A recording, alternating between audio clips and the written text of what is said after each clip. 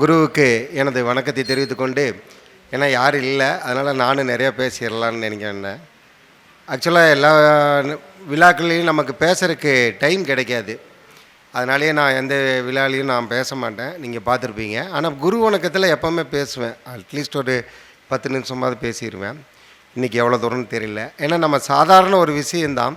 வாழ்க்கையில் ஜோதிடர்கள்ங்கிறது நம்ம தனி, அது நம்மளுடைய ப்ரொஃபஷன் வச்சுக்கலாம். அன்றாட நம்ம ஒவ்வொரு விஷயத்துலேயும் ஒரு தனி புது மனிதர்களை நம்ம பார்த்துக்கிட்டே இருக்கலாம். மனிதர்கள் மட்டும் இல்லை, விலங்குகள்கிட்ட இருந்தும் நம்ம நிறையா கற்றுக்கிட்டு இருக்கலாம். அப்போ நம்ம இன்றைக்கி காலையில் நான் இங்கேருந்து அடுத்தடுத்து கிளம்புறேன்னா, நான் என்னை சுற்றி நடந்துட்டுருக்கிற நிகழ்வுகளை மனசுக்குள்ளே முதல்ல பதிவு வச்சுட்டே இருப்பேன். இது பல வருடங்களாக வச்சுருக்கிறேன். நிறைய பயணங்கள், நிறைய மனிதர்கள். ஏன்னா ஒவ்வொரு மனிதருக்குள்ளேயும் பல சோதனைகள் புதைந்திருக்கும், பல புதுமைகள் புதிந்திருக்கும். அப்புறம் அவங்ககிட்டேருந்து நம்ம நிறையா தெரிஞ்சுக்கலாம். அதை வச்சு நம்ம முன்னேறலாம். இதுதான் வாழ்க்கை, அனுபவ வாழ்க்கை. அந்த வகையில் நம்ம இப்போ ஜோதிடமும் கொஞ்சம் சொல்கிறேன். அந்த இதில் எப்படின்னு பார்க்கலாம். செய்யும் தொழிலே தெய்வம் அப்படிங்கிறது ஒரு கான்செப்டு. எத்தனை பேர் நம்ம ஜோதிடருக்கு அது ரொம்பவே முக்கியமாக வேணும். ஏன்னா தொழிலில் அந்த தெய்வத்தன்மை இருக்கும்போது தான் ஒரு மனிதன் மாசற்ற தன்மையாக இருக்க முடியும். உள்ளார்ந்து உளமார்ந்து அந்த எந்த வேலையாக இருந்தாலும் நம்ம அதை எடுத்து செய்யும் பொழுது ஒரு ஆத்ம திருப்தி கிடைக்கும். அதை தாண்டி தான் நம்ம ஜெயிக்க முடியும். பணம்ங்கிறது ஒரு ஜெயிப்புக்கான ஒரு அடையாளம் கிடையாது, திருப்தி தான் அடையாளம். அது ஒவ்வொரு மனிதனுக்கும் வேறுபடும்.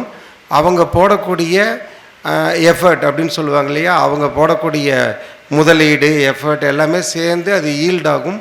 ஒருத்தருக்கு புகழாக மாறும், ஒருத்தருக்கு பணமாக மாறும், ஒரு சில சமயங்களில் புகழ் மற்றும் பணமாகவும் மாறும். அப்போ இந்த செய்யும் தொழிலை தெய்வம் அப்படின்னா அது எதுக்குன்னா, அது கர்மா. இப்போ தான் எல்லாம் காலையிலேருந்தே நம்ம பேசிகிட்டு இருக்கிறது சனி தான். கர்மா, 10ஆம் இடம் கர்மா, நிறையா பேசிட்டோம். அப்போ ஒவ்வொருத்தருக்குள்ளேயும் அந்த சனி அப்படி பகவான் எப்படி ஆட்டி வைக்கிறாங்க, எப்படி அந்த பாடியிலேருந்து. ஏன்னா ஒவ்வொருத்தரும் பிறக்கும்போது சிறு குழந்தையாக பிறக்கிறோம். மோரலில் எல்லாருமே ஒரே மாதிரி டிகிரி கூட படிச்சிருக்கலாம். ஆனால் வாழ்க்கை பாதை 30க்கு மேலே எல்லாருமே ஒரே ட்ராவல் பண்ண போகிறதில்ல. 50க்கு மேலே அவங்க ஒரே மாதிரி இருக்க போகிறதில்ல. ஆனால் எங்கே வித்தியாசமாகுது, எப்படி அந்த கிரகங்கள் அந்த மனிதத்துக்குள்ளே மாறுது, ஆட்டி படைக்குது, என்ன அந்த உத்வேகத்தை தருகிறது அப்படின்னு பார்க்கலாம். இதுக்கு சில எக்ஸாம்பிள் சொல்லலாம். நேற்று நான் இங்கே நம்ம குரு வணக்கம் பயணம் தொடங்கின ஒரு ஃபோட்டோ போட்டிருப்பேன். வந்தே பாரத் எக்மோரில் நிற்கிறேன். வண்டி ரொம்ப லேட்டு, 1/2 hour லேட்டு. சரி, என்ன வண்டி வந்தோடனே நம்ம என்ன பண்ணுறோம், ஏன்னா வந்துன்னா அவனே 1/2 hour க்ளீன் பண்ணுறான். நான் எல்லாத்தையும் பார்த்தேன். ஏன்னா மக்கள் அப்படியே எக்மோர் ஸ்டேஷனில் அலமோதுறாங்க, எப்போ கேட்டை திறப்பாங்கன்னு. நான் என்ன பேச்சுலர் அப்படியே பேக்கை தூக்கிட்டு ஜாலியாக சுற்றிட்டு இருந்தேன். ஒவ்வொருத்தரையும் கவனிச்சிக்கிட்டே இருந்தேன். அங்கே ஒரு நாய் அழகாக, அங்கே ஒரு தண்ணி லீக் ஆச்சு, அதை நல்லா வலிச்சு விட்டு, அவனுக்கு என்ன தேவை, அந்த நாய் நல்ல தண்ணியை வலிச்சு விட்டு படுத்துக்குச்சு. அவ்வளோ கூட்டம், ஜனம் நடக்கும். என்னமோ நடந்துட்டு போங்கடா சாமின்னு தூங்குது. அடுத்தது அப்படியே தள்ளி போகிறேன். அந்த என்ஜின் டிரைவர்கிட்ட எப்போவுமே நான் வண்டி ரயில் என்ஜின் போனேன்னா என்ஜின் டிரைவர் போய் பார்ப்பேன், யார் வர்றாங்க அப்படின்னு. 2 சின்ன பசங்க எல்லாம் ஹேண்ட்பேக்கோடு ஏறினானுங்க. ஏன்னா ஷிஃப்ட்டு மாறுது இல்லையா, அவங்க ஏறி அந்த கண்ணாடியெல்லாம் தொடச்சி எல்லாம் இண்டிகேட்டர் செக் பண்ணுறாங்க. ஏன்னா எல்லோரும் கவர்மெண்ட் வேலை தான். நம்ம இங்கேருந்து ஈஸியாக கிரிட்டிசைஸ் பண்ணுவோம். நாளைக்கு எங்கேயோ ஒரு ரயில் தப்பு நடந்ததுன்னா எவனுமே நிர்வாகம் சரியில்லை, பேசுகிறவன் எவ்வளோ வேணாலும் பேசலாம். ஆனால் டெய்லி இத்தனை பேர் நல்லது பண்ணிகிட்டு இருக்கிறாங்கங்கிற கருத்து யாருக்குமே தெரிய போகிறதில்ல. அவன் அந்த டியூட்டியை 2 சின்ன பசங்க செக் பண்ணிட்டே இருந்தாங்க. என் பக்கத்தில் ஒரு வயசானவரும் என்ன மாதிரியே ஷோல்டர் பேக் போட்டு நின்றுருந்தார். இவனுக்கு 2 பேர் என்ன பண்ணுறானுங்கன்னு பார்த்துட்டு இருந்தார். எனக்கு சின்ன சந்தேகம் அவர் மேலே இருந்தது. நான் அவரை பார்த்துக்கிட்டே இருந்தேன். அவர் அப்படியே கீழே பிளாட்ஃபார்ம் பார்க்குறாரு, எல்லாம் பார்த்தார். அவர் தான் ஆக்சுவலாக இன்ஜின் மெயின் டிரைவர்.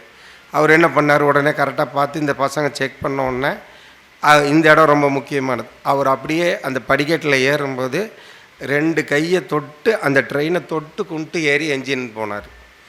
ஸோ இது பாருங்கள், இந்த இடத்துல நான் ஒரு தடவை தான் அவரை பார்த்துருக்கேன். அவருக்கு வயசெல்லாம் கிட்டத்தட்ட 50 வயசு இருக்கும். எத்தனை வருஷமாக வண்டி ஓட்டுவார். அந்த செயல் நமக்கே போர் அடிச்சிடும். நம்ம தடவை ஜோசியம் சொல்லும்போது சந்தோஷமாக எல்லா சாமியும் கும்பிடுவோம். நல்லா பணம் வரட்டும், எல்லாம் வரட்டும், அத்தனை சாமியும் கும்பிடுவோம். நம்ம ஒரு 2 வருஷம் 3 வருஷம் புகழ் அடைஞ்சிட்டோம்னு வச்சுக்கோங்க, கால் மேல் கால் போட்டு உனக்கு என்ன பிரச்சனை அப்படி கேட்போம். ஸோ இதுதான் இந்த அடையாளங்கள். வாழ்க்கையில் நம்ம எந்தெந்த இடத்த அடைய போகிறோமோ அப்போ வரைக்கும் நம்ம ஏறின பாதையும் திரும்பி பார்க்கணும். இதுக்கெல்லாம் நேற்று நான் பார்த்த ஒரு சாதாரண சென்ட்ரல் கவர்மெண்ட் எம்ப்ளாயி, அவர் நினச்சா எப்படி வேணாலும் போகலாம். அவருக்கு நான் பார்க்குறேன்னான்னு தெரியாது. நான் வேணும்னா ஏன்னா வீடியோ எடுத்தால் சில பேர் பண்ணுறான், அப்படிலாம் கிடையாது. அதோடய எஃபர்ட் வந்து ஆத்மார்த்தமாக இருந்தது. அப்போ அப்படி ஒரு டிரைவர் ஓட்டும்போது நான் எப்படி ஜாலியாக தூங்கிட்டு வரலாமா இல்லையா? ஸோ இப்படி இந்தியாவில் எண்ணற்ற உழைப்பாளிகள் அவருடைய அவர் நினச்சேன்னா அவருக்கு இந்த மாதம் அவன் என்கிரிமெண்ட் போட்டான், என்ன டீப்ரமோட் பண்ணிட்டான், என்னென்னமோ பிரச்சனை இருக்கலாம். பிரச்சனை இல்லாத மனுஷனே இல்லை. ஆனால் அந்த வேலையில் இருக்கக்கூடிய கவனம், அந்த வேலைக்கு செலுத்தக்கூடிய அந்த மரியாதை தான் நமக்கு திருப்தியை தருமே தவிர, அதில் பக்கத்தில் இருக்கிறவன் நமக்கு மேல் இருக்கிறவன் ஜிஎம்மு என்ன சம்பளம் வாங்குறான் எதுவுமே தராது. அவர் அதை நேசிக்கிறார். அவரோடு நான் சேர்ந்ததில் நானும் பெருமைப்பட்டேன். இப்படி ஒரு பக்கம் வண்டிக்குள்ளே ஏறி இந்த இடத்துல அடுத்த கதையை சொல்லணும். நான் தான் சும்மா இருக்க மாட்டேனே. பக்கத்தில் ஒரு அம்மா வந்து உட்காந்துருச்சு. அந்த அம்மா சீட்டு மாதிரி வந்து உட்காந்துது. சரி மதுரைக்காரம்மா, சரி பேச்சு கொடுத்தேன். அந்த அம்மாவும் கொஞ்சம் நிறையா இதுலாம் ஒர்க் பண்ணவங்க, அவங்க நல்லா ப்ரொஃபஷ்னலாக டீல் பண்ணாங்கன்னு அந்த மாதிரி ஜோசிகாரன்னு சொன்னேன். அவங்களுக்கு ஜோசின்னு சொன்னோன்னே அவங்க உடனே அவங்க ஃப்ரெண்டு ஒரு ஜோசிகாரர்களுக்கு ஃபோன் அடித்து நானும் சென்ற ஜெயாவும் கோயம்புத்தூர் போயிருக்கிறோம். அந்த அம்மாவை லைனில் போட்டாங்க, அதெல்லாம் பேசினேன். இது வேறு சப்ஜெக்டு. அதுக்குள்ளே அவங்க என்ன பண்ணுறாங்க அப்படின்னா, அந்த அம்மாவுக்கு ஜோசியத்திலாம் நம்பிக்கை இல்லை, தனி மனித ஒழுக்கத்துக்காக சொல்லிகிட்டு இருக்கேன். அந்த அம்மாவுக்கு ஜோசியமெல்லாம் நம்பிக்கை இல்லை. அவங்க மதுரையில் இருக்காங்க. அவங்க சொன்ன ஒரு இது வந்து எனக்கு ரொம்ப இம்பார்ட்டண்ட்டாக தெரிஞ்சது, உங்களுக்கும் அது உதவும். கடந்த 20 வருஷமாக அவங்க கோயிலுக்கு போகும்போது முதல்ல அவங்களுக்கு அர்ச்சனை பண்ணுவதில்லை. கிட்டத்தட்ட அந்த அம்மா சொன்ன விஷயங்களை அப்படியே சொல்கிறோம். அவங்க பேர் திருமதி ராஜலட்சுமி, மதுரை. 20 வருஷமாக கோயிலுக்கு போகிறாங்க. அவங்க அர்ச்சனை அவங்களுக்கு பண்ணுறதில்லை. யாருக்கு பண்ணுறாங்கன்னா சிஆர்பிஎஃப் வீரர்களுக்கு பண்ணுறாங்க. இது எத்தனை பேர் நம்ம என்ன பண்ண முடியும்? அவங்க குடும்பத்தில் யாரும் மிலிட்ரிலாம் கிடையாது. நீங்கள் உடனே அப்படி எடுத்துக்கூடாது. அவங்க ஏதோ ஒருத்தர் இருந்தாங்க போனாங்க. இது ஒவ்வொரு இதில் பாருங்க, அந்த முதல்ல இருந்தவர் வந்து வேலையின் பற்று, இது தேசப்பற்று. இப்போ ஒவ்வொரு மனிதனுக்குள்ளேயும் நமக்கு எவ்வளவு விதமான சிந்தனைகள் இருக்கும், எவ்வளவான ஆழமான உள்ளுணர்வுகள் இருக்கும். ஸோ இதெல்லாம் நம்ம பார்க்கும்போது அங்கேயே நம்ம அந்த கிரகக்காரத்தை பார்த்துருவோம், தெரிஞ்சிடும். அது பார்த்தாலே தெரியும். பட் அதை தாண்டி எப்போவெல்லாம் கோயிலுக்கு போனால் நமக்கே வேண்டிக்கிறோம், நமக்கே எத்தனை பேர், நம்மளும் சுயநலவாதி தான், நானும் சுயநலவாதி தான். ஆனால் அந்த எண்ணங்கள் எத்தனை பேர்த்துக்கிட்ட மாறி இருக்குது. ஒரு லேடி அவங்க எல்லாம் ஃபேமிலி எல்லாம் செட்டில்ட் ஆனாங்க, இப்போ கூட விடுறதில்ல. அந்த அம்மா சொல்லிச்சு, மயிலாப்பூர்லேருந்து நம்ம சாமிக்கு வேண்டிட்டு தான் வந்துட்டுருக்காங்க. இப்போது இந்த 2 நிகழ்ச்சிக்கு ஒரே நாளில் நடந்த இருவேறு மனிதர்களின் வாழ்க்கை முறை மற்றும் சுய குண ஒழுக்கத்தை பற்றி தான் நான் சொல்லியிருக்கிறேன். சரி, இதுதான் மேம்படுத்தும். இதற்குள் ஜோசியம் இருக்கிறது, இதற்குள் ஆன்மீகம் இருக்கிறது, இதற்குள் குடும்பம் இருக்கிறது, பொருளாதாரம் இருக்கிறது.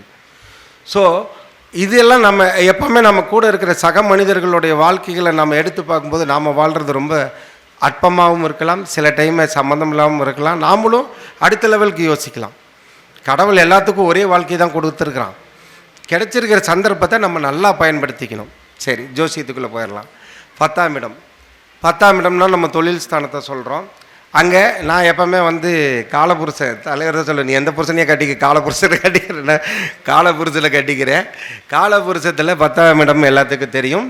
அந்த இடத்துல உங்களுக்கு உச்சமாபவர் செவ்வாய் வர்றாரு, ஆட்சி சனியாக இருக்கார். இதில் என்ன 2 சொல்ல வருது? அப்போ நம்ம எல்லாருமே சொல்கிறோம், சனி வந்து தொழிலுக்கு பார்க்குறது, சனி எடுத்துக்கிறோம், சனி ஸ்ட்ராங்காக இருக்கணும், அப்போ தான் தொழில் நல்லா வருது. திசை நிறுத்த கிரகத்துக்கும் சனிக்கும் சம்பந்தம் பார்க்குறோம், எல்லாமே பார்க்குறோம். ஆனால் அந்த அந்த காலபுருஷ தத்துவம் என்ன சொல்ல வருது? செவ்வாய் ஏன் அங்கே வந்தார்? தொழில்காரத்தில் செவ்வாய் ஏன் அங்கே உள்ளே வந்தார்? செவ்வாய் ஏன் அங்கே உச்சமாக வேண்டும்? ஏன்னா சனி வந்து முதலே நம்ம சொல்லியிருக்கிறோம், அவர் ஆல்ரெடி ஸ்லோவாக இருக்கிறாரு, எல்லாம் இருக்கிறாரு. செவ்வாய் உந்துதல் பண்ணணும். செவ்வாய் ஒரு முரட்டு கிரகம், ஒரு ஸ்பீடு இருக்கும். அப்போ தொழிலில் முதல் போட்டு பண்ணுறவங்களுக்கு என்ன கவனம் தேவை? கடின உழைப்பு இருக்கலாம். சனியோடைய ஆதிக்கம்ங்கிறது கூட்டாளி கீழிருந்து மேலே கொண்டு வரக்கூடிய தத்துவத்தை சொல்லுது. அது மட்டும் இருந்தால் நீ முதலாளி ஆக முடியாது, தொழில் தொடங்க முடியாது. உனக்கு தொழில் முனைப்பு வேண்டும், உனக்கு உந்துதல் உன்னுள் பிறக்க வேண்டும். அப்படிங்கிறதுக்கு செவ்வாய் வேகமான கிரகத்தை கொடுத்துருக்கார். எந்த முதலாளியாக சும்மா நாளைக்கு போய் பார்த்துக்கலாம், காலையில் வந்தால் செக்கை நாளைக்கு போட்டுக்கலாம், இப்போ டிஸ்கவுண்ட் பண்ணு, ஸ்பீடாக இருப்பாங்க. ஆனால் அந்த இடம் என்ன? 10ஆம் இடம். அங்கே இருக்கிறதுலே ரொம்ப ஸ்லோ. எங்கே? மகரம். அப்போ புரியுதுங்களா? அப்போ வந்து நம்ம மேலோட்டமாக எடுத்துகிட்டு போகிறோம். ஜாதகம், கட்டம், கிரகங்கள் கொஞ்சம் முரண்பாடாக தான் செயல்படும். அந்த 10ஆம் இடத்துல இதுக்கு அடுத்த விஷயந்தான் ரொம்ப இம்பார்ட்டண்ட்டு. 10ஆம் இடத்துல யார் நீசமாகறாங்க? அவர் யார்? முதலாளிக்கு தனகாரன்னு நீசமான வீடுப்பா. அப்புறம் எப்படி தொழில் நீ வந்து சொல்லிட்டு இருக்கிற? அதில் புதைந்திருக்கிற தத்துவம் என்ன? இது என்ன வேணாலும் இருக்கலாம். நம்ம வெறும் ஜஸ்ட் பாயிண்ட். தனகாரகன் ஏன் 10ஆம் இடத்தில் நீசமாக வேண்டும்? அங்கே தானே முதலாளித்துவம் சொல்லுகிறோம். நீ பிஸ்னஸ் பண்ணுறீங்கன்னா 10ஆம் இடத்தை பார்க்குற, அங்கே ஏன் குரு போய் நீசமாக வேண்டும்? நல்லா ஆழமாக சிந்திச்சு பாருங்க. எந்த ஒரு மனிதன் அதாவது முதலாளி ஆக வேண்டும் நினைக்கிறானோ அவன் பணத்தை கையாள தெரிந்திருக்க வேண்டும். பணத்தை கையாள தெரியவில்லை என்றால் முதலாளித்துவம் ஒர்க் அவுட் ஆகாது. அப்போ அந்த பணத்தை கையாளும் முறைகள் வந்து தவறானாலும் குரு நீசப்பட்டு விடுவார். கொஞ்ச நாள் தான் அந்த பிஸ்னஸ் நிற்கும். லாங் ஸ்டாண்டிங்காக வரணும்னா குருவோட தன்மை நீசமாகாமல் இருக்கும். குரு என்ன தன்மை? எல்லாத்துக்கும் கொடுக்கணுங்கிறது குரு தன்மை. தனக்குன்னு ஒதுக்குனா முடிஞ்சு போனேன். ஸோ கொடுத்து வாழ வேண்டும். அந்த இடத்துல குரு கொண்டு வர்றார் உள்ள. புரியுதுங்களா? அடுத்தது வந்து அந்த இப்போ 3 பேர் சேர்ந்தால் தான் நம்ம அந்த தொழில் ஸ்தானத்தை தனிப்பட்ட ஜாதகத்தில் பார்க்குறோம். அந்த காலபுருஷ தத்துவத்தில் இது ஒளிந்திருக்கிறது. இதே தான் வேலையில் போய் பாருங்கள், எல்லாம் ரிவர்ஸாக இருக்கும். 6ஆம் இடத்துக்கு போங்க. வேலைன்னா நம்ம 6ஆம் இடம் போவோம். 6ஆம் இடத்துல யார் உட்கார்ந்துருக்கிறா? புதனுக்கு நாம் என்ன சொல்கிறோம்? வியாபாரக்காரகன். அவர் தான் எல்லாமே. ஏன் அவர் போய் 6ஆம் இடத்துல போய் உட்காந்துருக்கிறாரு? அங்கே மூல திரிகோண வீடு. அவருக்கு வந்து அங்கே தான் நம்ம ஆட்சி உச்சம் எல்லா கிரகத்தோட புகழும் கொடுத்து வச்சுருக்குறோம். அப்போ ஏன் 6ஆம் வீட்டில் இருக்கிறவங்க வேலை செய்கிறான்? வேலைக்கு ஏன் போய் 6ஆம் வீட்டை பார்க்குற? அங்கே யார் நீசமாகிறார்? அவர் யார்? அதெல்லாம் அடுத்தது. வேலைக்கு சம்மந்தமாக சொல்லுங்கள். சில்லற வருமானம். வாரு முதலாளிக்கு பெரும்பணம், வேலையாளுக்கு சிறு பணம். அவனும் அங்கே நீசமாகிறார். நீ செய்யும் தொழிலே தெய்வம். இது இப்போ தான் சொன்ன இல்லையா? உனக்கு கொடுத்துட்ருக்கு இந்த வேலையை. புதன் வந்து அறிவாளி, அவர் வந்து வியாபாரக்காரங்கன்னா நம்ம சொல்கிறோம். புதன் நம்ம அங்கே ஆட்சி உச்சமாக இருக்கிறாரு. ஆனால் 6ஆம் இடம் காலபுருஷ தத்துவத்தில் இருக்கிறது. அங்கே சுக்கிரன் நீசமாகிறார், சிறு பணமாக இருக்கிறது. வேலைக்கு சேர்ந்தால் நீ சிறு பணத்தை கூட உதாசீனப்படுத்தாதே, கடன் படாதே, சிக்கனமாக இரு, உன் குடும்பம் நன்றாக வரும். எங்கே? 7ஆம் இடத்துக்கு 12ஆம் இடம். அப்போ மனைவி பேச்சை கேட்டு வேலைக்கு போய் ஒழுங்காக காசை மிச்சம் பண்ணி கிரெடிட் கார்டில் போடாமல் இருந்தால் அவன் குடும்பமும் முன்னேறும். முதலாளியும் அங்கே லேவிஷாக செலவு பண்ணக்கூடாது. ஒரு தொழிலாளியும் அந்த பணத்தை பொருட்படுத்த வேண்டும். குருவும் சுக்கிரனும் 10ஆம் இடத்துலையும் 6ஆம் இடத்துலையும் நீசமாகி நமக்கு ஒரு சின்ன அந்த பண புழக்க விஷயத்தை அறிவுறுத்துகிறார்கள். இதை நாம் கரெக்டாக எடுத்துகிட்டு வந்துக்கணும். புதன் வந்து ஏன் அங்கே இருக்கிறாங்கன்னா எல்லாமே இப்போது புதன் வேகமான கிரகம். அவர் வந்து இப்போ இங்கே உச்சமாக இருந்தாருன்னா மறுபடியும் சனி கூட சேர்ந்துருந்தாருன்னா 2 பேரும் நட்பு கிரகங்கள். மிகப்பெரிய தப்பு முதலாளி பண்ணுவார். அங்கே சனி பகை கிரகம் செவ்வாய். உன்னை தப்பு பண்ண விட மாட்டான், தட்டிக்கிட்டே இருப்பான். அதனால தான் பாருங்கள் எல்லா முதலாளிக்கும் பிஸ்னஸ் வந்து ஏன் அந்த ஃபினான்சியல் இயர் வந்து எல்லாம் டென்ஷனாக எல்லாம் ஓடி சரி கட்டுறாங்க. இது எல்லாமே ஈக்குவலாக பேலன்ஸ் தியரின்னு சொல்கிறது இதுதான். இந்த சனியும் செவ்வாயும் முதலாளியை பார்த்து கொள்கிறார்கள். சுக்கிரனும் புதனும் அங்கே தொழிலாளி அதாவது நம்மளை மாதிரி சம்பளக்காரங்களை ஈடுபடுத்துகிறார்கள். ஏன்னா சில பேர் பார்த்திங்கன்னா அந்த வேலையில் உச்சத்தில் இருப்பான். எப்படி இருப்பான்? இந்த புதன் காரகத்துவம் மதிநுட்பம் அங்கே வேலை செய்கிறது. ஏன்னா ஒரு கம்பெனியில் இன்றைக்கி நம்ம பார்க்குறோம், கூகுளில் சுந்தர் பிச்சை வாங்குறாங்க. அவங்க வாங்குகிற சம்பளத்தை இங்கே சாதாரணமாக இருக்கிற முதலாளி நிறுவனத்திலேருந்து எடுக்க முடியாது. இன்றைக்கி நிறையா பேர் சம்பாதிச்சுட்டு இருக்கிறது பெரிய பெரிய கம்பெனிகளில் தலைமை பொறுப்பில் இருக்கக்கூடிய சம்பளங்கள் இன்றைய எம்எஸ்எம்இன்னு சொல்லக்கூடிய சின்ன லெவல் கம்பெனியில் மேனேஜிங் டைரக்டருக்கு கிடையாது. அப்போ அங்கேயும் இருக்குது, பணம் இருக்குது. யார்? அதை நாம் முறையாக பயன்படுத்த வேண்டும். அங்கே மூளையை பயன்படுத்த வேண்டும், இங்கு யுக்திகளை பயன்படுத்த வேண்டும். இதற்கு இருவரும் எதிரியாகவே இருப்பார்கள். ஏன்னா இங்கே தான் போராட்டம் ஜாஸ்தி. ஒரு முதலாளி ஆகணுன்னா தான் சனி செவ்வாய் போட்டி. அங்கே புதனும் சுக்கிரனும் பகை அல்ல. நீ கரெக்டாக மூளையை யூஸ் பண்ணி பணத்தை மிச்சம் பண்ணால் உன் லைஃப் ரொம்ப சேஃப்டி. அதுலேயும் கவர்மெண்ட் வேலையை பிடிச்சிட்டின்னா ரொம்பவே சேஃப்டி. நீயாக போய் பணத்தை தொலைக்காமல் இருந்தால் உன் பணம் தொலைந்து போகாது. இங்கே அப்படியல்ல. நீ பிஸ்னஸுக்குள் டெய்லியும் போட்டி போட்டு கொண்டு இருக்க வேண்டும். உனது முழு மூளைத்திறனை பயன்படுத்தி கொண்டு இருக்க வேண்டும். சிறிது ஏமாந்தாலும் நீ பிஸ்னஸில் தோற்றுவிடுவாய். குரு ஞாபகப்படுத்திக்கிட்டே இருப்பான். சில ஆசாபாசங்கள் கொஞ்சம் பிஸ்னஸ் டெவலப் பண்ணோன்னு அதை வாங்கலாம், வீடு வாங்கலாம், ரியல் எஸ்டேட் வாங்கலாம், அப்படி இப்படின்னு ஒரு அங்கே காம இச்சைகள் கூட அந்த பிஸ்னஸை தோக்கடிச்சிரும். அதனால தான் அந்த இடத்துல குரு கவனப்படுத்துகிறார். இப்போ இது வரைக்கும் நான் சொல்லியிருக்கிறேன், டைம் ஆயிடுச்சுன்னு நினைக்கிறேன். மீண்டும் அடுத்த முறை சந்தர்ப்பத்தில் வேறு ஏதாவது கருத்து இருந்தால் நான் உங்களோட பயணிக்கிறேன். நன்றி.